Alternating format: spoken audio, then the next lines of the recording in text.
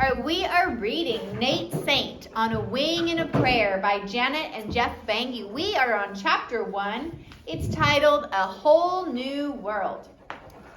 Nate Saint turned and waited for his 19-year-old brother Sam to give him a leg up into the cockpit. He wished he could have swung his leg over himself, but 7-year-old legs just aren't long enough for some things. Sam gave him a good heave and Nate tumbled into the leather seat. He wiggled around until he was sitting comfortably and then reached for the goggles hanging in front of him.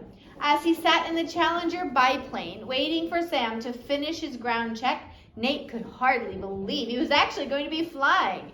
In 1930, most adults hadn't been in an airplane, but young Nate had a brother who was a flying instructor. Finally, Sam climbed into the cockpit behind Nate. Nate heard him flick some switches and then the engine came to life.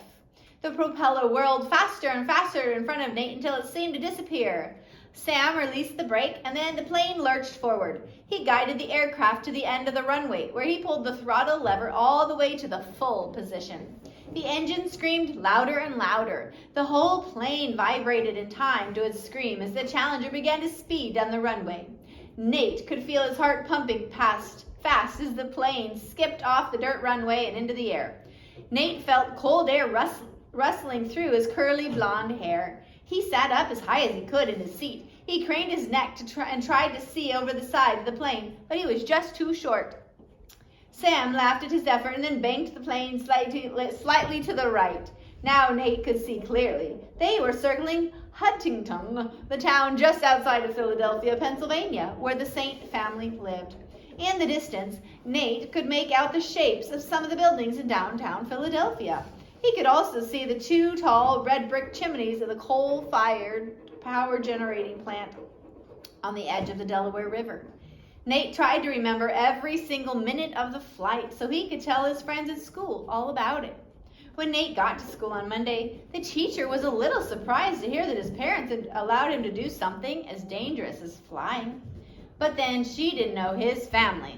The Saints had a reputation around Huntington for being a bit different. In some ways, Nate's parents, Catherine and Lawrence Saint, were very strict parents to their 6 sons, Sam, Phil, Dan, David, Steve, Nate, and Ben, and their 1 daughter, Rachel. Especially about religious things. Sunday in the Saint household was the Lord's Day, and after breakfast, the whole family went to Sunday school at the local Presbyterian church. After Sunday school, they would all attend the morning church service and then go home for lunch and family devotions, which included prayer and Bible study. After dinner, they all went off to church for another service. They also went to the weekly Wednesday night prayer meeting at the church. Beside the stove in the kitchen was a big jar of pennies from which they could take a penny for every chapter of the Bible they read to themselves. For 7 years since Nate had been born, his father had spent nearly all of his time in church. He wasn't the pastor. He was much too shy for that. Instead, he was an artist who specialized in reproducing stained glass windows from the 13th century, and he was in charge of making the stained glass windows for the Washington Cathedral in Washington, D.C. Sometimes he would take Nate and show him his work, and when he did, Nate could look up at the large window in the St. John's Chapel and see himself. Yes, see himself. When Nate was 5, his father had used him as the model for the stained glass window of the boy giving Jesus his 5 loaves and 2 fishes. As strict as his parents may have seemed, in other ways, they weren't strict at all.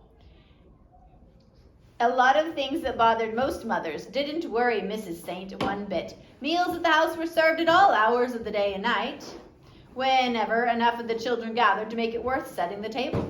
The Saints didn't worry if the children didn't eat their vegetables or if they had 2 desserts and no main course. Nor did they care if the children didn't keep their rooms tidy or had holes in their pants, or even if they were late for school. Since Mr. Saint was rather forgetful, Nate's mother took care of most of the practical matters around the house. She was organized, but to most people in a different way. For example, the Saints' 3-story wood frame house had a large room with hooks and shelves all around the walls. When the family's laundry had been ironed, it was placed on the shelves or hung on the hooks. When any of the children needed clean clothes, they went to the room and found something to wear that fit them. It was a case of first up, best dressed. The system gave Mrs. Saint a little spare time to write her poetry and play the piano. Because her father, Josiah K. Proctor, was an inventor, Mrs. Saint thought it was important to let the children experiment. In the late 19th century, he had invented machinery that made woolen mills operate more efficiently. He had started a company called Proctor and Schwartz, which later became Proctor Silex. This had made him a wealthy man. Despite being raised in a wealthy home, Mrs. Saint knew that having ideas and trying new things were more important than having lots of money. It was something she never forgot when she had her own children. Indeed, more often than not, Mrs. Saint helped the children carry out their wild schemes. When the children came to her with an idea, instead of no, she would say, "Why not?" One time when Nate was only 4 years old, his big brothers, Sam and David, decided it would be great to sleep on the roof. Their mother thought it was a wonderful idea too, and she and the children worked out how to make it happen. Soon the household was buzzing with activity. Mrs. Saint arranged for a carpenter to build a fence around the flat part of the second-story roof over the kitchen. Then she had him build 5 cots.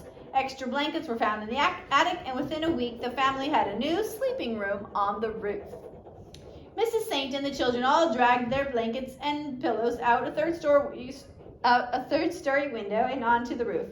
Rachel, who was 9 years older than Nate, would read bedtime stories to the younger children by flashlight. Nate remembered the story of David Livingstone she read from the book, 50 Missionary Stories Every Child Should Know. Somehow, outside on a starry night, the whole adventure seemed more real than ever. For years afterward, Nate spent many summer nights up in the roof bedroom. Of course, Nate's friends loved to spend time at his house. The house was set on an acre of land, and every bit of it was jam-packed with possibilities. Behind the studio, where his father did his glasswork, was the Saint family's private double-track roller coaster. The huge wooden structure had curves to swoop around and drops to plunge down. Mr. Saint had built it in his spare time with the boys. A few stray nails had gone through the roof of the house and caused leaks, but no one worried too much about that. Nate's parents thought it was more important for the children to have fun and to learn something than to keep everything in perfect condition. Some of the adults in the neighborhood thought the Saints were a little odd, but there was always a line of kids wanting to ride the roller coaster or play in the 50-foot swing that dangled from the tall elm tree. Nate and his brothers also loved to make models of anything that moved. Trains, boats, airplanes. Nate built a 6-foot-long glider from a photo in a book, and he and Philip and Ben made a huge model railroad, which they continued to add to for several years. They called it the B&T&P Depression Railroad for Ben Thaney, Nate's nickname, and Philip, because the country was in the middle of something called the Great Depression. Yes, plus the word sounded long and important to the boys. Nate was always getting ideas about how to build things better or stronger. He won prizes at the nearby Abington Hobby Show for some of his inventions. One of his winning entries was a miniature train he made from scraps of metal left over from one of his father's window frames.